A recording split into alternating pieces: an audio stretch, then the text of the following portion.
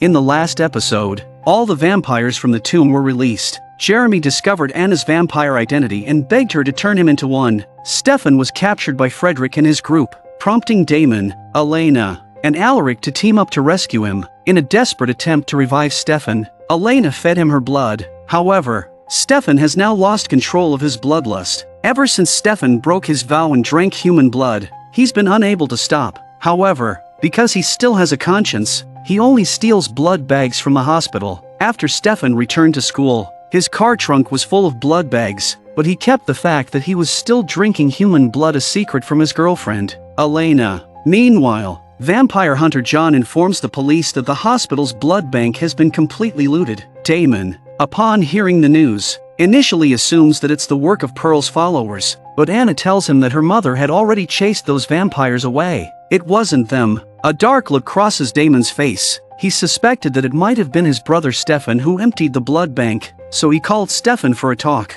Stefan insists he hasn't been drinking blood, stating that the most important thing between brothers is trust. But Damon isn't fooled. He notices Stefan's demeanor. He's acting cocky and arrogant. And now you expect me to believe that this new you has nothing to do with human blood. Nothing.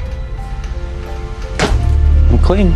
So, Damon secretly follows Stefan and discovers a freezer full of stolen blood bags. Damon was completely disappointed. Stefan has become a blood addict. Drinking human blood has corrupted him, and it's a change Damon never wanted to see. He's always taught his brother the importance of control, but Stefan has become extreme, either going decades without blood or becoming a bloodthirsty monster. Stefan, however, denies any change in himself, subtly warning his brother not to tell Elena. The town's Founders' Day celebration takes place today, a tradition that has lasted for 150 years. Elena and her best friend Caroline participate in the Miss Mystic Falls pageant. Bonnie is finally pulling herself together, but she's still harboring resentment towards Stefan and Damon for the death of her grandmother. Bonnie's cold demeanor leaves Elena heartbroken. Vampires have excellent hearing, but they're unaware that Stefan has overheard their conversation. His eyes, dark as an abyss, are filled with murderous intent toward Bonnie. His nature has changed. Later, Stefan passed by the stadium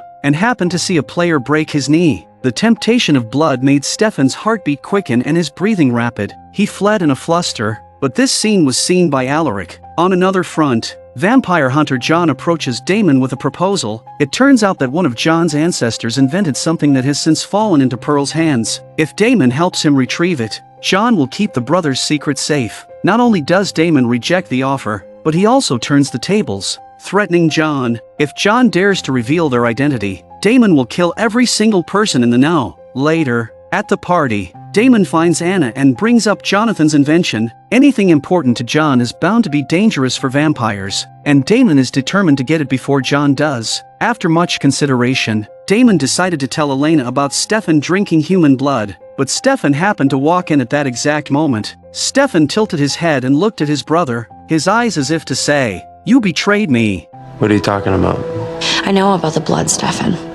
Stefan's first reaction isn't to admit fault, but to argue. His careless attitude leaves Elena even more disappointed. The Stefan in front of her is like the original Damon possessed, but he doesn't have Damon's self-control. Stefan and Elena parted ways on bad terms. An angry Stefan storms into the bathroom to vent his anger, but is unfortunately seen by a girl. At the ball, the Miss Mystic Falls contestants take the stage one by one in their dresses. When it's Elena's turn, her dance partner, Stefan, is nowhere to be found, forcing Damon to step up at the last minute. Damon tilts his head back, watching Elena as she walks toward him. She looks so much like Catherine from 150 years ago it feels like falling in love all over again. With the eyes of the town's elite on them, their gazes meet, and they begin to dance.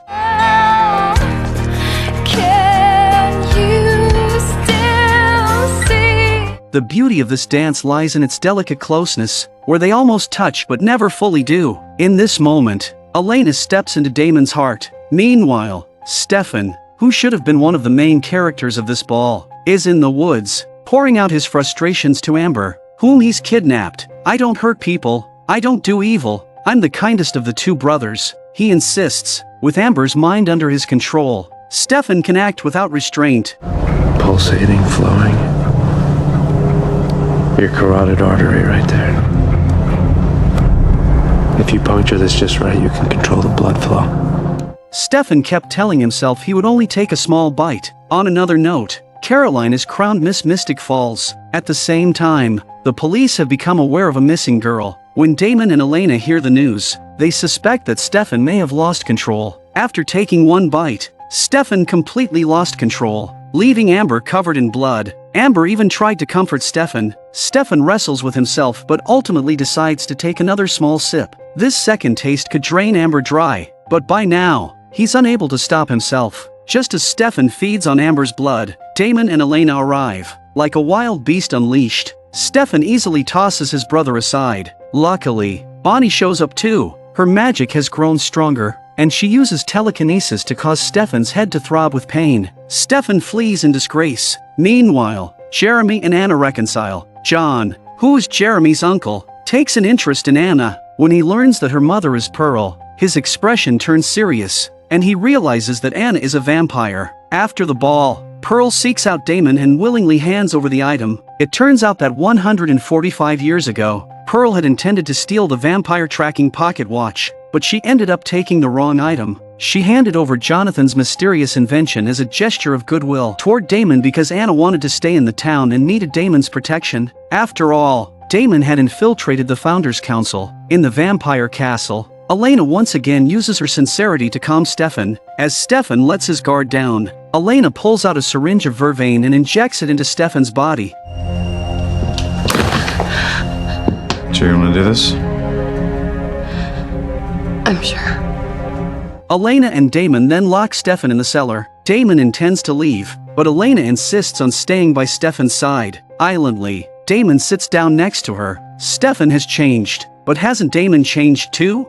She was the most beautiful and the most dangerous vampire, and both of the handsome Salvatore brothers were hopelessly in love with her. But the brothers' father was a vampire hunter, and he uncovered Catherine's true identity. So, he secretly put vervain in the drink his younger son Stefan was having. When Catherine drank Stefan's blood, she was weakened and quickly captured by the hunters. Despite knowing that Catherine was a vampire and had been toying with their emotions, Stefan and Damon were determined to rescue her. Stefan distracted the guards, while Damon seized the opportunity to free Catherine. Just as they succeeded, the hunters returned. Damon was shot in the chest and died instantly. Enraged, Stefan picked up the gun to fight back. Another shot rang out, killing him on the spot as well. As Stefan lay dying, he caught a glimpse of the shooter hiding in the shadows. There was something familiar about him. Before Stefan could think further, his vision went black, and he lost consciousness entirely. Catherine was taken away by the hunters. When Stefan awoke, he found himself wearing Catherine's ring.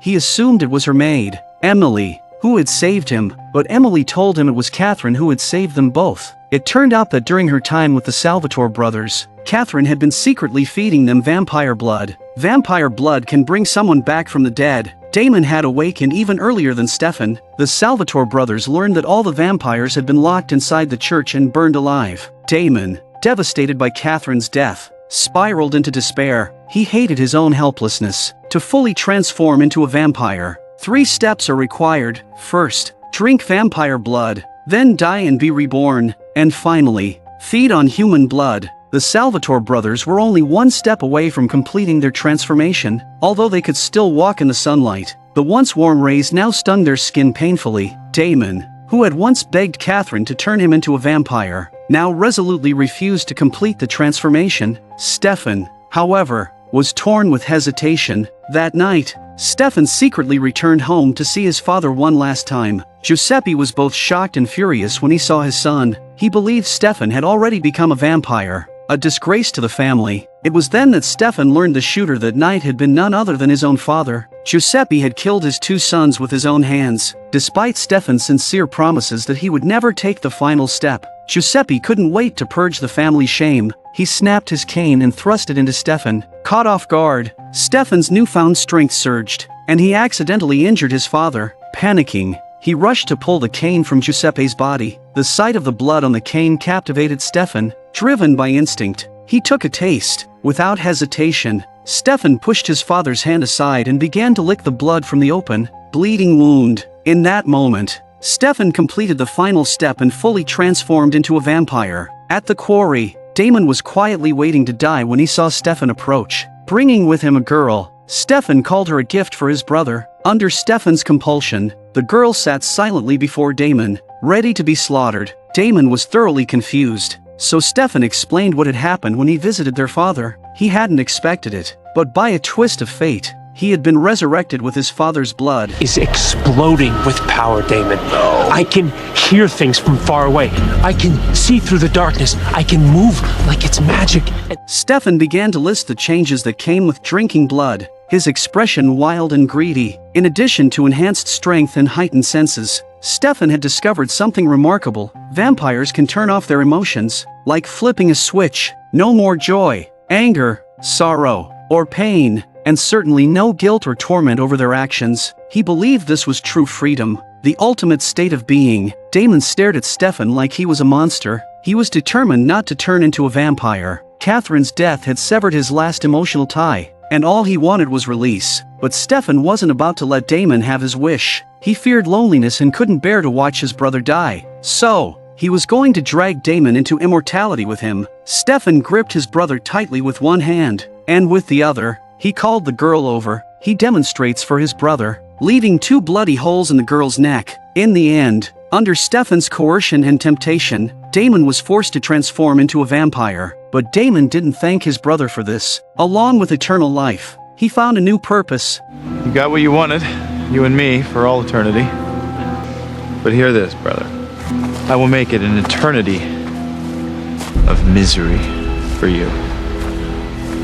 After Damon left, Emily appeared. Emily was, in fact, a witch. Though she often allied with vampires, she had always worked to maintain the balance between humans and vampires. Stefan's actions deeply disappointed her, so she cursed him. "You will always carry a pure heart." This created Stefan's dual personality, a contradiction of bloodlust and kindness. As a result, every time Stefan fed, his conscience would torment him. When Stefan's blood cravings resurfaced, Damon and Elena locked him in the cellar, forcing him to drink animal blood. But Stefan refused to touch a drop of blood. He was full of guilt for killing his father and begged to die. Meanwhile, Anna, a vampire who had lived for hundreds of years, returned to school just to be with Jeremy. This deeply moved Jeremy. So you'd suffer through all this just to hang out with me? Yeah, I would. That's, Stupid, pathetic, old, lurky me. awesome. Alaric, through his investigation, uncovered one of John's secret hideouts, so he invited Damon to join him on a mission. Vampires can only enter a home when invited by the owner, but hotels and rental properties exist in a gray area, allowing Damon easy access. Upon arrival, they found that John wasn't there. A vampire was living here, and it turned out to be an old acquaintance of Damon's. It was Henry, another vampire who had escaped from the tomb. He had encountered vampire hunter John, but instead of killing him, John helped Henry adjust to the changing world. Henry had no interest in revenge. He simply wanted to experience life again. Damon introduced himself as a friend of John's, and he and Alaric hoped to gather more information about John from Henry. Just then, John called, and the tension in the room skyrocketed. If Henry answered the phone, he would be able to confirm Alaric and Damon's true identities. Acting swiftly and in sync, Damon and Alaric killed Henry. They searched the entire house but found no clues about Isabel. Frustrated, one drank blood while the other drank alcohol. Meanwhile, John was still unaware that his secret hideout had been compromised. He was in the middle of negotiations with Pearl. Pearl wanted neither to make enemies of the Salvatore brothers nor to provoke vampire hunter John. So she told him, "The thing you're looking for, I've already given to Damon." Pearl's intention was to keep herself and her daughter out of the conflict. When Anna returned home, she found that her mother had already packed their bags. Pearl had changed her mind. John's arrival had shifted the town's balance, and she sensed that trouble was on the horizon. But Anna had just found love. How could she leave the town now? I can't force you. It's your decision. Stefan still refused to drink animal blood. Elena, trusting that Stefan wouldn't hurt her, opened the dungeon door and put her life on the line to test him. Stefan angrily shouted at Elena to leave, warning her that he was starving, but Elena insisted on staying by his side. Stefan finally revealed the source of his torment. The last step in becoming a vampire is feeding on human blood. 145 years ago, Stefan had completed his transformation by feeding on his father's blood, sacrificing his father to be reborn. He could never forgive himself. He believed he should have died back then. Elena comforted Stefan, urging him to let go of the past, and she walked out of the dungeon. She not only left behind his daylight ring but also didn't lock the dungeon door. She returned to the living room, waiting for Stefan to emerge. Just then, Damon came home, filling in the rest of the truth for Elena. Not only had Stefan killed their father, but he had also forced Damon to turn into a vampire out of fear of being alone. From that moment, Damon had sworn to spend eternity haunting and tormenting him. Elena waited for Stefan, but when he didn't come out of the dungeon, she went to check. The dungeon was empty, and the daylight ring was still there. Recalling Stefan's words earlier, Elena feared that he was seeking death. Preparing to face judgment by the sun, she rushed to the quarry and, sure enough, found Stefan there. Elena comforted him, telling him that his death wouldn't change the past. Stefan then revealed something not even Damon knew. After he had killed his father and completed his transformation, a witch had cursed him to always have a pure heart. For a vampire who must drink human blood, this curse was eternal torment. For over 100 years, Stefan had been living in constant guilt and pain. Despite his insatiable bloodlust, he was compelled to remain kind. It would be that easy, and every day I fight that. And I am so terrified that one day I'm not gonna want to fight that anymore, Elena. And the next time I hurt somebody,